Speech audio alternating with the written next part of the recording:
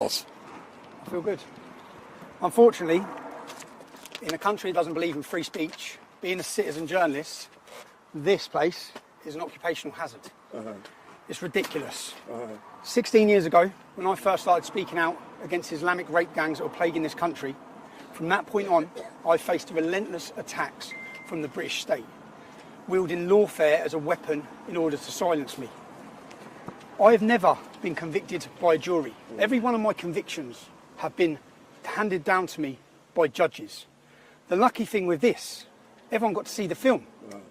I have to say a thank you to Elon Musk, because without X, if we didn't have X, everyone would just think I lied. No one would have got any other narrative.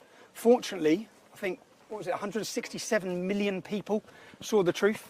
So that gagging order, these attempts at censorship, to silence, to cancel people, it hasn't worked. You've attempted to lock up the truth, and that truth has been echoed around the entire globe.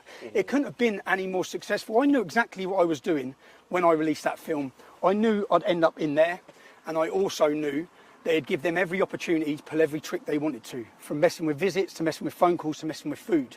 I knew that. But I made the decision to release that film because the British public deserved to see the truth.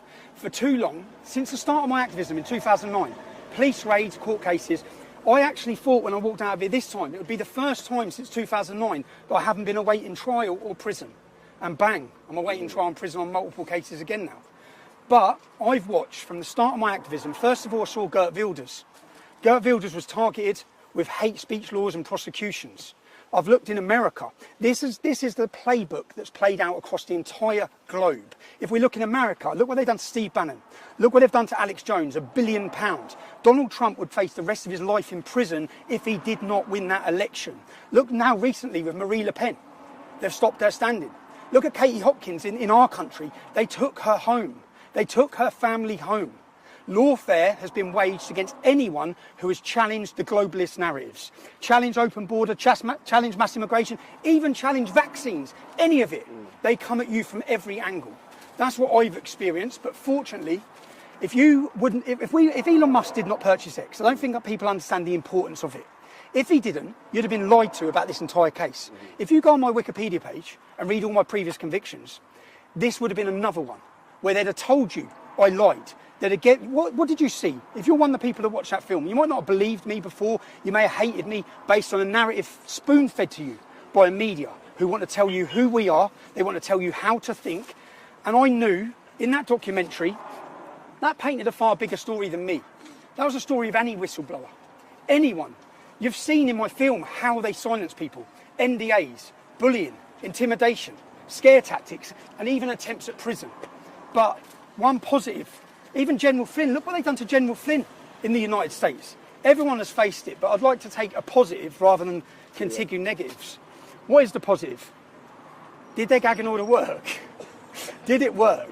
167 million people saw that film. Do you know the moment I had in the first week of January? Because this could have gone the other way. I could have released that film. They could have managed to censor it, which they did off all other platforms. There's only X and Rumble. They're the only ones that they're not able to control. If Elon hadn't have bought it, no one would have seen that film. Everyone had been lied to. But instead, 167 million people saw the truth.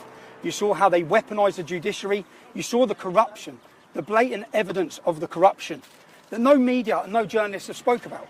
And then the Attorney General made it clear I was going to face continued prosecutions. I would have had indefinite prison sentences for a film as a journalist. But the best moment for me when I was in there was when I heard that Elon Musk had shared the Rape of Britain documentary.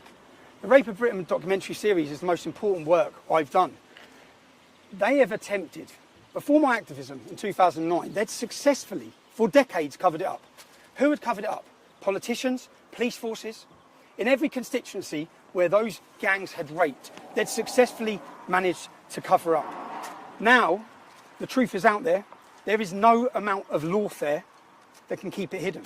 Everyone knows what's happened. If we want to hold a free speech festival in London as a show of defiance, and at this free speech festival it's going to be United Kingdom /MAGA/Mega. United Kingdom because people, and I'm sorry in Scotland, I'm sorry Wales, I'm sorry Northern Ireland, it's going to be in our capital city again, it has to be. People coming from every corner of the globe. People, speakers from Australia, from Canada, from America, from Denmark, from Germany, from Holland, from Poland. We're not just uniting the kingdom, we're uniting the world. And London is going to be the centre. It's going to be a festival of free speech. It's going to be a day of celebration. To celebrate our weapon and to celebrate what they hate most, which is free speech. So if I can do 7 months in there for speech, you can do a day in London, 13th of September. Book your travel, book your hotel, bring your families, bring your smiles, bring your flags. If anyone's been to the last ones, they're amazing days out. They're brilliant. So get yourself there. That's my message, is that